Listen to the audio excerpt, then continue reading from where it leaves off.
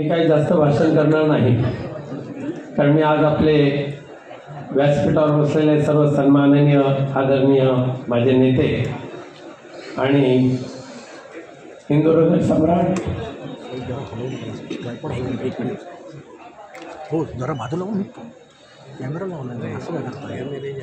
बाळासाहेब ठाकरे यांना वंदन करून माझे पक्षप्रमुख माननीय उद्धवजी ठाकरे, माननीय आदित्यजी ठाकरे,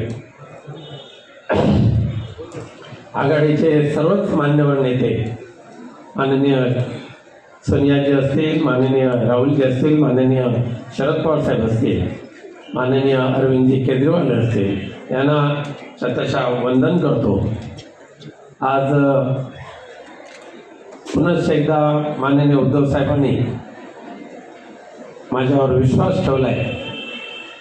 आपल्या सर्वांच्या साथीने, आपल्या सर्वांच्या सहकार्याने उद्धव साहेब आणि आघाडीच्या नेत्यांचा विश्वास सार्थ ठेवेन आणि उष्णाबाई ताईंनी जसं म्हटलं तसं महाराष्ट्रामध्ये सर्वाधिक मताधिक्याने निवडून येणारा खासदार म्हणजे कोकणचा असेल, ही ग्वाही मी गुरुजी आपल्या माध्यमातून उद्धव साहेबांकडे आणि आघाडीच्या मान्यवर नेत्यांकडे देतोय।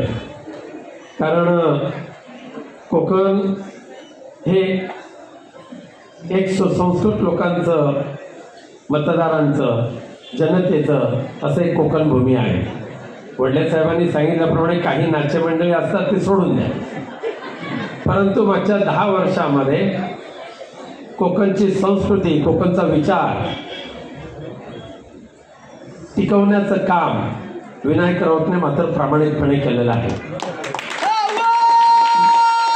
आज काही जण विचारतात की विनायक राऊतने 10 वर्षात काय केलं। भास्कर शेठ आणि मला एकच त्यांना सांगायचं आहे, 2014 साली ज्या वेळेला ही लोकसभेच्या निवडणुकीला मी प्रथम उभा राहिलो, त्याच्यापूर्वी नारायण राणेंचं साम्राज्य ह्या कोकणामध्ये होतं, 1 आणि 2, इल्लू टिल्लू आणि हे 10 वर्षात त्यांच्या 39 वर्षाच्या कारकिर्दीमध्ये मंत्री राहिले, आमदार, वेगवेगळ्या खात्याचे मंत्री, महाराष्ट्राचे मुख्यमंत्री, नंतर घरात दुसरा खासदार, घरात दुसरा आमदार, त्यानंतर मोदींच्या कृपेने लसावीचा मंत्री। 39 वर्षाचा राजकारणाच्या कारभारामध्ये नारायण राणे नेमकं काय केलं तुम्ही?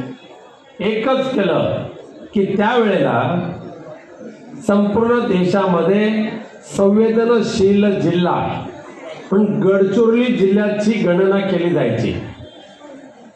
अतिरेक्यांचा जिल्हा, नक्षलवाद्यांचा जिल्हा, आणि त्याच्यानंतर दुसरा जिल्हा जर कोणता असेल अतिरेकी संवेदनशील मतदान केंद्र जास्त असलेला, तर हा दुर्दैवाने रत्नागिरी आणि सिंधुदुर्ग जिल्हा। नारायण राणे तुम्ही या सिंधुदुर्ग जिल्हा आणि रत्नागिरी जिल्ह्याला संवेदनशील केंद्र असलेला जिल्हा तुम्ही निर्माण केला, आणि आज विनायक राऊत आणि या आघाडीने आजच्या 2024ला 10 वर्षामध्ये देशातला एकही संवेदनशील केंद्र नसलेला सुजान लोकांचा जिल्हा, सुजान लोकांचा मतदारसंघ निर्माण करण्याचं काम केलं। हे तुम्हाला कधी जमणारच नाहीये।